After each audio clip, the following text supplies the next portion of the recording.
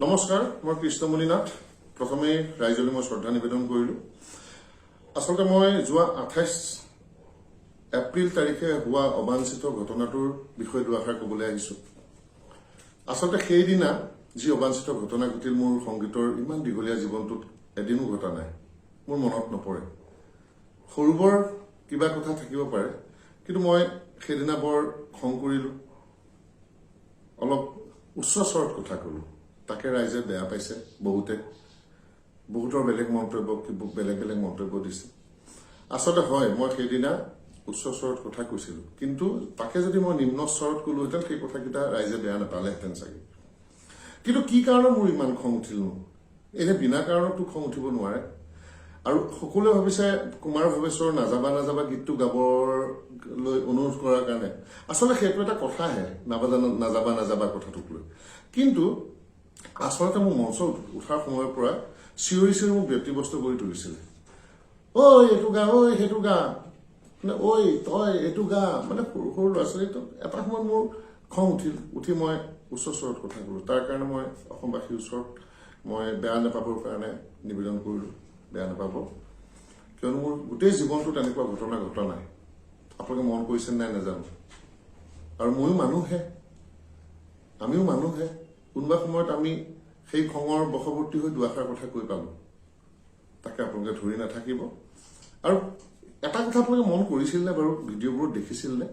মই কিন্তু কথাখিনি কওঁতে ৰাইজক কৈছিলো, ৰাইজ আপোনালোকক লৈ মোৰ এই খং নহয়, মোৰ এই খং দেখি আপোনালোকে বেয়া নাপাব দেই। আৰু আয়োজকসকলকো কৈছিলো যে আপোনালোকক লৈও মোৰ কোনো খং নাই, আপোনালোকে বেয়া নাপাব। তেওঁলোক দৌৰি গৈ মোৰ ওচৰলৈ গৈ পেলাই কৃষ্ণদা আপুনিও বেয়া নাপাব। মই এইবিলাক কথাত বেয়া পোৱা নাই, মই ধৰিও নাথাকো। সময়ৰ কথা সময়তে এৰি দিলো। তাৰপিছত বৰ সুন্দৰভাৱে অনুষ্ঠান আগবাঢ়ি গল, আৰু অনুষ্ঠান খুব ভাল হৈছে বুলিও ৰাইজে মন্তব্য কৰিছে। মোৰ হাতত কিছুমান ভিডিঅ'ও আছে। শেষলৈকে আয়োজক সমিতিয়ে বা তলত থকা আমাৰ দৰ্শকে খুব সুন্দৰকৈ নাচ বাগ কৰি ফূৰ্তি ফাৰ্তা কৰি অনুষ্ঠান শেষ হল। শেষ হোৱাৰ পাছত মই ভাইটি প্ৰণৱ বৰুৱা, আপোনালোকে নিশ্চয় চিনি পায়, তেওঁ ভ্ৰাম্যমান থিয়েটাৰৰ নাটক চাটক লিখে। কিন্তু তেওঁ প্ৰাৰম্ভিক সময়ত মই মোৰ মইনামাতৰ পৰা আদি কৰি বিভিন্নখন ভিডিঅ' ছবিত তেওঁক মই চিত্ৰনাট্য সংলাপ লিখাৰ কাৰণে মই সুবিধা কৰি দিছিলো যে আমাৰ ল'ৰা এজন অসমলৈ আগবাঢ়ি যাওক। আৰু সেই ফিল্ডখনতো মই কেইবাবাৰো গৈছো প্ৰণৱৰ লগত। গৈ তাতে মই গীতৰ চৰ্চাও কৰিছো। মোৰ এটা সম্পৰ্ক আছে। মোৰ ঘৰলৈ সেই সময়ত বিহুৰ আমন্ত্ৰণ জনাবলৈ প্ৰায় 25জন মান লোক আহিছিলে। আহি তেওঁলোকে বহুত মোৰ লগত আলোচনা কৰি মই যিমান কম মাননীৰে প্ৰগ্ৰেমটো কৰিব পাৰো সিমান কম মাননীত প্ৰগ্ৰেমটো কৰি দিছো। আৰু এটা অভিযোগ তুলিছে যে মই গাড়ীতে গৈ বহিলো, গাড়ীৰ পৰাই নামি গুচি আহিলো। আচলতে মোক 10 বজাত অনুষ্ঠান দিম বুলি কৈছিলে তেখেতসকলে। মই 9 বজাত গৈ পালোগৈ। 9 বজাৰ পৰা 10-5 মিনিট খালি পালো। তাৰপিছত তেওঁলোকে মোক কিন্তু আহকচোন এই মানুহ ঘৰতে আপুনি বহিবলৈ ঠিক কৰিছো, বা আহকচোন আমাৰ এইটো কাৰ্যালয় আছে ইয়াতে বহক, মোক কিন্তু তেনেকৈ মতা নাই। কিন্তু মোক মাত দিছে। মই এই কথাটো ধৰাও নাই, কিন্তু তেওঁলোকে কোৱাৰ কাৰণে প্ৰসংগক্ৰমে কৈছো। মই তাৰপিছত গাড়ীতে বহি নাথাকি মই ক'ত থাকিম বাৰু? মঞ্চমান নামাৰ পিছতো মই ক'ত বহিম বাৰু? মই গাড়ীখনতে বহিব লাগিব। আৰু ৰাতি পুৱালৈকে তেওঁলোকে মোৰ লগত বিহু নাচিছে, ফূৰ্তি কৰিছে।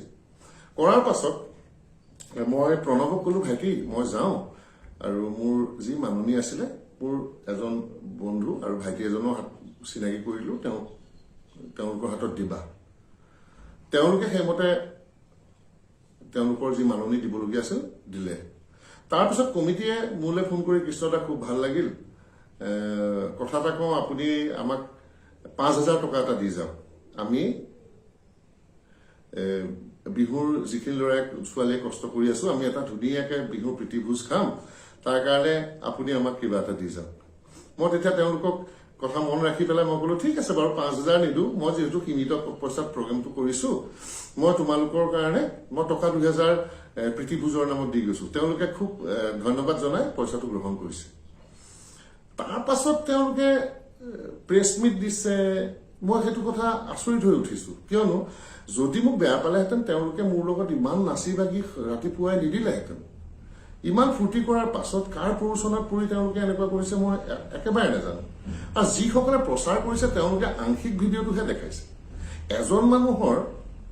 এজন মানুহ তেওঁ যেনিবা গায়কেই হওক বা কিয়ে হওক তেওঁ এটা পৰ্যায়লৈকেহে ধৈৰ্য ধৰিব পাৰিব কিবা এটা চাগে মোৰ অন্তৰত দুখ লাগিছিলে কষ্ট পাইছিলো চাগে নহলে মই যোৱা 30-40 বছৰীয়া মোৰ যিটো শিল্পী জীৱন গানৰ জীৱন এই জীৱনত আপোনালোকক বাৰু কেতিয়াবা অভব্য ব্যৱহাৰ কৰাৰ মনত পৰেনে আপোনালোকৰ আৰু তেওঁলোকে হলেও মোক সেই সময়ত বেয়া নাপাব বুলি মুখে ক'লে ময়ো ক'লো বেয়া নাই পোৱা ৰাইজকো মই ক'লো যে ৰাইজ আপোনালোকে বেয়া নাপাব আপোনালোকক লৈ মোৰ কোনো কথা নাই তাৰ পাছত তেওঁলোকে হঠাৎ এনেকুৱা কৰি পেলালে প্ৰীতিভোজ খাবলৈও মোৰ পৰা পইচা লৈছে তোমালোকে যিজন মানুহ ইমান বেয়া পাইছা তোমালোকে ইমানেই বেয়া পাইছা তাৰপিছতো সেই মানুহজনৰ লগত ইমান ভাল ব্যৱহাৰ কৰি প্ৰীতিভোজৰ কাৰণেও হেৰি লৈছা তাৰপিছত এইটো কেনেকুৱা কথা বাৰু যি নহওক মই এইবিলাক কথাও ধৰি ৰখা নাই মই বৃহত্তৰ সেই অঞ্চলবাসী ৰাইজক বেয়া নাপাবলৈ অনুৰোধ জনাইছো আচলতে তেখেতসকলৰ লগত মোৰ কোনো ধৰণৰ সংঘাত নাই আনকি মোৰ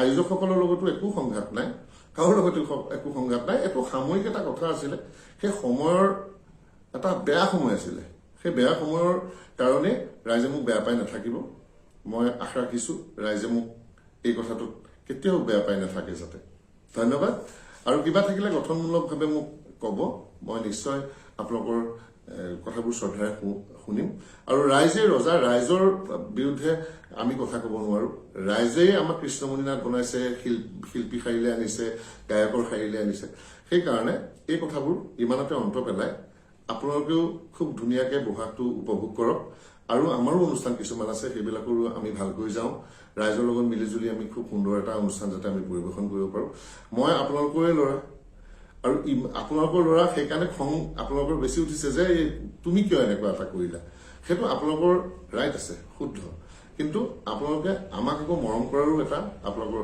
আছে অভিমান সকলোৰে প্ৰতি থাকে খুব সকলোৰে প্ৰতি থাকে আপোনালোকে এইবিলাক ধৰি নাথাকিব মই আয়োজকসকলকো বেয়া পোৱা নাই আৰু শ্ৰোতা দৰ্শকো কাকো বেয়া পোৱা নাই এই বিষয়টো বিতৰ্কিত আৰু কৰি নাথাকিলে সন্তুষ্ট হ'ম কিয়নো জীৱনত বহু সময় অসমৰ সংগীতৰ লগতেই পাৰ কৰিলো অসমৰ সংগীত অসমৰ কলা কৃষ্টিকেই মই সদায় প্ৰাধান্য দি আহিলো জীৱনটো তাৰ পাছত জীৱনত এদিন বেয়া সময় এটা অসমৰ ৰাইজে জানো মোক পাহৰাই দিব নোৱাৰে যে পাহৰি যাব নোৱাৰে ভৱিষ্যতলৈ মোক আপোনালোকে সাহস দিয়ক মই যাতে খুব সুন্দৰভাৱে অনুষ্ঠান পৰিৱেশন কৰিব পাৰো আপোনালোকে যি বিচাৰিছে মই বুজি পাইছো সেইমতে মই আগবাঢ়িবলৈ যত্ন কৰিম আৰু জীৱনত আগতেতো হোৱাও নাই ভৱিষ্যতে নহয় বুলিও মই বিশ্বাস কৰো কিন্তু সেইদিনা আচলতে পৰিৱেশটো চাগে এনেকুৱা গঢ় লৈ উঠিছিলে মোৰ নিজকে নিজেই মই খঙাল কৰি পেলালো ধন্যবাদ বেয়া পাই নাথাকিব